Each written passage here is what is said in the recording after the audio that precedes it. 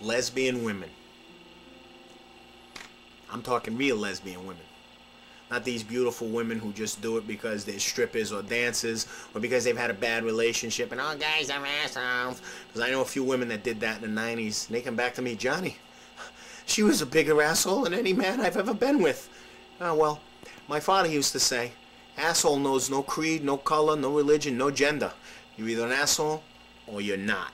Okay? And even the biggest asshole is capable of good deeds, and the finest person is capable of being an asshole at any given moment.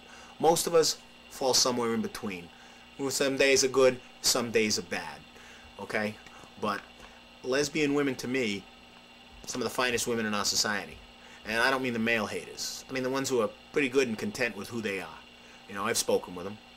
They're like guys, so maybe I can think more like them because, you know, females don't think like males, males don't think like females. We find each other to be a bit convoluted in our thought processes.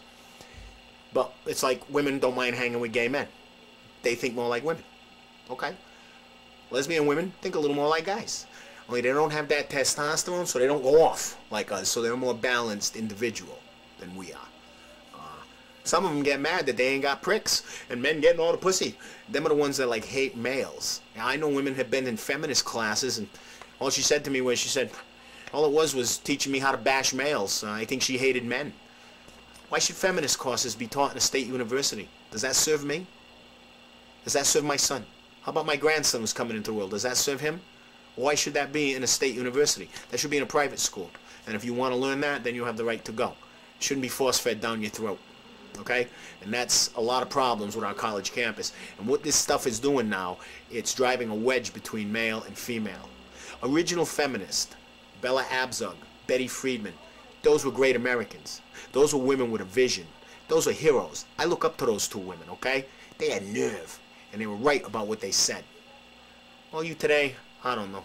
You've turned out a generation of women who act like the worst kind of men.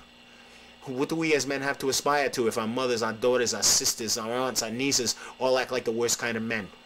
Full of tattoos, smoking cigarettes, swearing like drill instructors. What's to stop us then? Right? When women decline in their moral outlook, men do, and the society follows. Gay men. Legitimate gay men who try to just live a life, get a house, work a job. I can imagine the look on their face when they see those gay pride parades and all those outrageous looking people in costumes going down the street. They must go, oh my God, I'm going to get ripped up next week at work. They're chided at that. Just like when a woman's drunk acting like the worst kind of guy, you're like, I'm a feminist. Real feminists are embarrassed by you. Are you kidding me? It takes a whole bunch of us to make up the big picture here. And you Christians who are against gay marriage and against gays and against this and against that, I'm not going to argue philosophy with you. All I'm going to say is this. I'm going to quote your buddy Jesus here. Judge not, lest ye be judged. And if they are morally wrong and if they are damned in the eyes of God, then let God deal with them. It's not your job. Because that's another thing. It's not your job to judge people or try to convince people what they should be. You ain't one of the apostles. In the Bible, he sent out the apostles. Ain't no apostles left, okay? Ain't no apostles left.